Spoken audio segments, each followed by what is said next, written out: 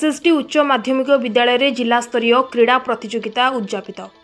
गजपति जिला रायगढ़ ब्लॉक अंतर्गत सरकारी एसएसडी उच्च माध्यमिक विद्यालय रायगढ़ ठारे आज अपराह्न 4टा बेले जिला स्तरीय क्रीड़ा प्रतियोगिता उद्यापित हो जाइछि।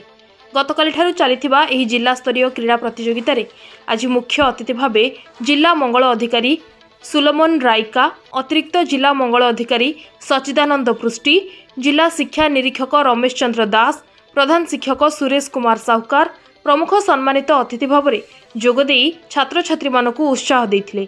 एही क्रीड़ा प्रतियोगिता रे जिल्लार प्राय 396 जन प्रतियोगी अंशग्रहण करी 100 मीटर लंग जंप, शॉटपुट सह विभिन्न खेलकूद प्रतियोगिता मान अनुष्ठित होइतिला। एही अवसर में स्थानीय विद्यालय छात्र छात्री माने सर्वश्रेष्ठ प्रदर्शन करथिबा बेले मोट 3 विभाग मध्य 6टी चैंपियन मध्य 2टी दलगत चैंपियन हासिल करिसेंती।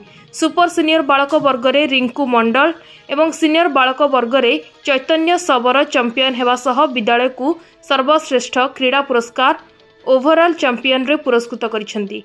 एही कार्यक्रम में विद्यालय खेल शिक्षक श्री संतोष प्रसाद पंडा सह अन्य क्रीड़ा शिक्षक माने उपस्थित रही यार परिचालना करथिले।